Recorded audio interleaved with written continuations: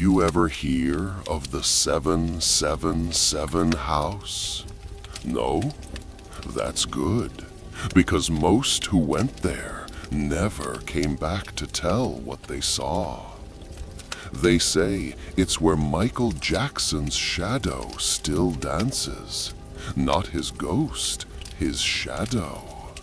A piece of him left behind after the cameras stopped rolling, after the lights went out, after the applause died like a heartbeat running out of time. I collect stories like this, fragments of forgotten fears, whispers that never made it into the news. But this one felt alive. It started with a phone call last November. A woman's voice, trembling, breathless, said only this: "He's still here, in the mirrors. The number 777 appears every night." Then she hung up. No name, no address, just static, like the sound of a record scratching. The next morning, a letter arrived. No return address, just a wax seal with the initials MJ. Inside, a set of GPS coordinates and a single sentence: "Come before midnight, bring no camera." I drove out to the address, an old mansion on the edge of Encino, California. They said it once belonged to a family friend of Jackson's, but now the place looked like a skeleton wearing cobwebs, pale, hollow, and waiting. When I stepped inside, my flashlight hit something strange. Dozens of mirrors lining the walls like an audience of silent faces. Each one had the number 777 carved into the corner. Some with fingernails, some burned in. And there, on the far wall, hung a photo of Michael Jackson during the Ghosts short film era. His eyes seemed to follow me. I laughed nervously. Just nerves, right? But then the mirrors began to hum. At exactly 11:11 p.m., the sound started. Faint music coming from nowhere and everywhere. A soft beat, then a whisper, then his voice. "Do you remember the time?" It wasn't coming from a speaker. It was inside the walls, inside the mirrors. The reflection in the nearest glass began to move, not mirroring me, but dancing. Smooth, rhythmic, elegant, a silhouette in a black hat, spinning in slow motion, moonwalking across eternity. But the face, when it turned toward me, wasn't Michael's. It was mine. My own eyes stared back at me through the reflection, but they were older, darker, and full of static. The figure mouthed words I couldn't hear. Then the whisper came again, this time from behind me. "You shouldn't have come alone." Every mirror in the hall flickered, and I swear, for a heartbeat, I saw him, the real Michael, standing just behind my reflection, his head tilted, a single tear down his cheek. Then all lights died. The silence lasted maybe 5 seconds, then a heartbeat, then another, and then a 13th. Not 12, 13th. A deep, echoing boom like a drum beneath the floor. Each thud shook the glass around me, each thud closer, stronger, faster, until all the mirrors shattered at once, exploding like 1,000 screams. I fell to the ground, dust, darkness, and then faint laughter. That laugh, the same haunting, playful laugh from Thriller. I lifted my head. There, in the darkness, a light shimmered, faint and golden. It flickered in rhythm. Step, tap, spin. The air turned electric. A presence filled the hall, graceful, sorrowful, heavy with music and pain. A shadow moved toward me, its outline perfect. They forgot me, it said, but they still hear the beat. I whispered, "Are you Michael?" The figure tilted its head again, then whispered, "Not anymore." The floor cracked beneath us like a vinyl record splitting in half. When I woke, I was in a different room, smaller, darker, covered in peeling wallpaper. On the walls, carved in uneven script, 777, over and over, hundreds of times. In the corner, an old stage costume, red jacket, white glove, sequined, dust-covered. It smelled like rain and fire.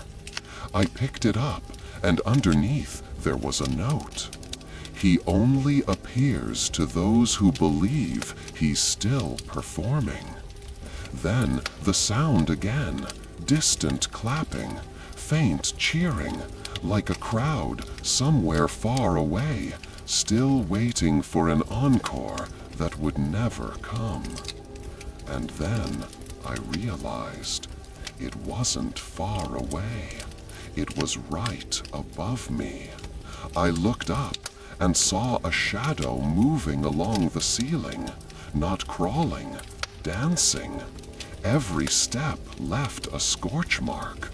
The air shimmered, and from the floor above came the faint glow of stage lights.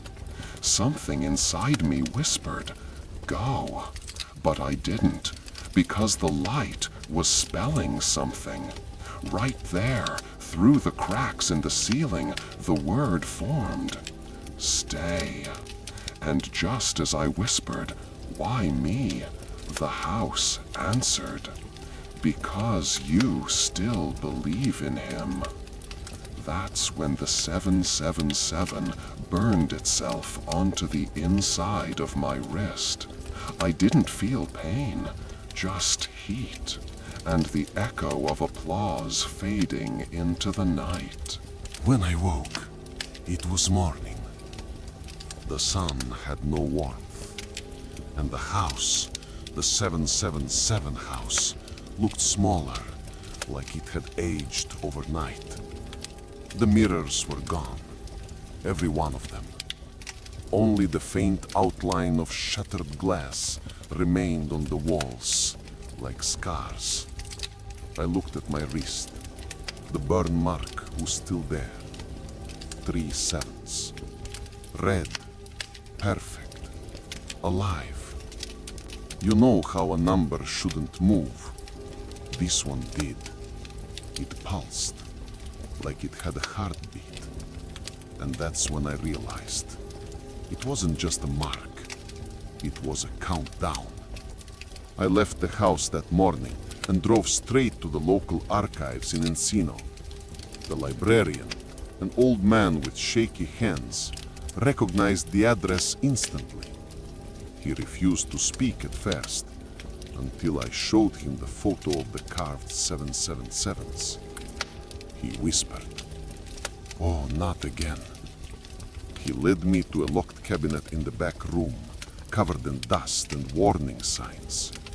Inside were photos, yellowed newspapers, and one envelope marked Project 777, 1994. Inside the envelope were blueprints of the same house. But it wasn't a house at first. It was a studio, a private stage Michael had supposedly rented in secret after finishing Ghosts, the film where he played death itself. On the plans, in faded pencil, one phrase repeated, 13 beats beyond 12 to call back what was loved. 13 beats. The same thuds I heard in the dark. Among the papers was a VHS tape labeled only MJ777 rehearsal.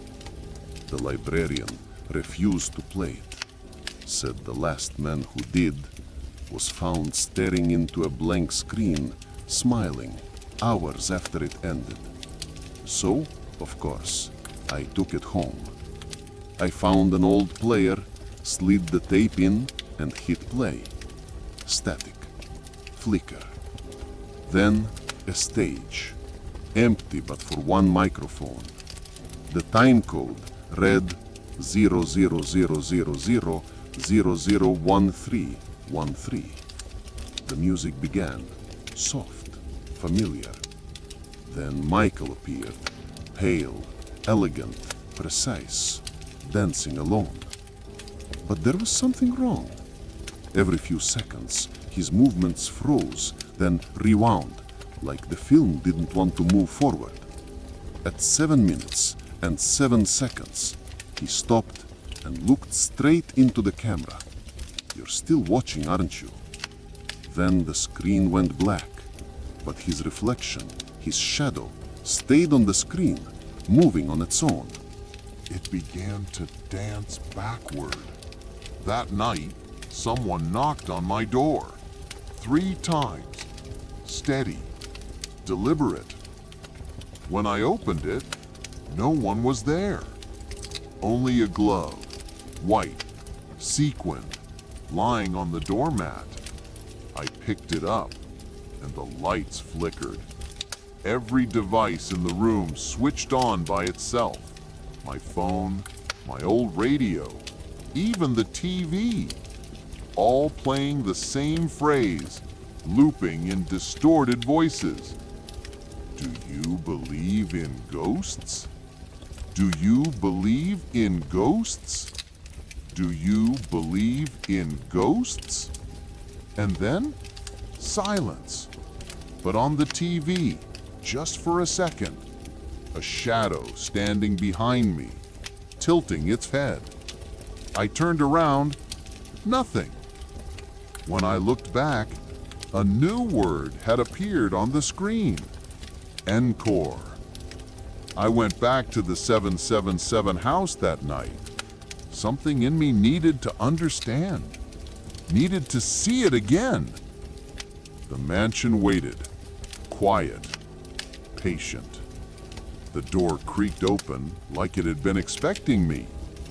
Inside, a faint glow came from the main hall. And there it was again. The stage. This time lit by invisible lights. The air vibrated with rhythm. Dust floated like gold flakes in the beam of unseen spotlights. They never stopped watching, said a voice. I turned, and there he was, or what was left of him. Michael's silhouette, translucent, shimmering, not flesh, not air, something in between. They made me a legend, he whispered. But legends don't get to rest. Each word made the walls tremble. Behind him I saw flashes, crowds, cameras, applause, the sound of forever performing. 13 beats, he said. That's how long the soul lingers after the spotlight dies. Then he looked at me, his face shifting between his and mine. The floor began to shake. The mirrors I thought were gone returned, one by one, filling the walls again. But this time they didn't show me. They showed every person who ever died chasing fame. Actors, singers, dancers, faces melting into one another, all clapping, all smiling, all chanting, encore. Michael's figure stepped closer. "You can leave," he said, "but if you do, someone else will take your place." My heart pounded. The mark on my wrist, 777, glowed white hot.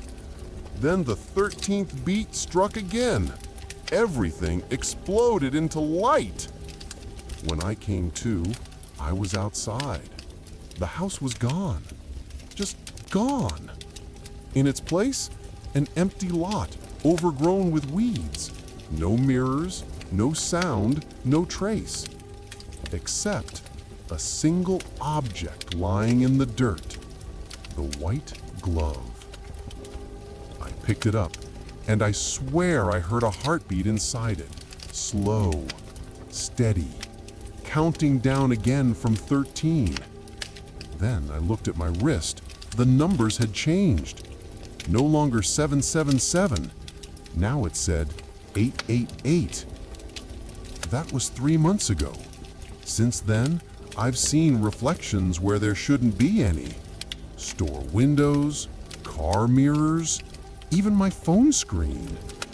And sometimes, when I close my eyes, I hear him whisper, "Hee hee." Faint, echoing, right before sleep. They say 777 was his lucky number, divine perfection. But what if it wasn't luck? What if it was a code, a key, to a door that should never have been opened? Maybe Michael didn't haunt the house. Maybe the house haunted him. And now it's looking for someone new to keep the beat going. If you hear a 13th chime tonight, don't count it, don't listen, and whatever you do, don't look in the mirror.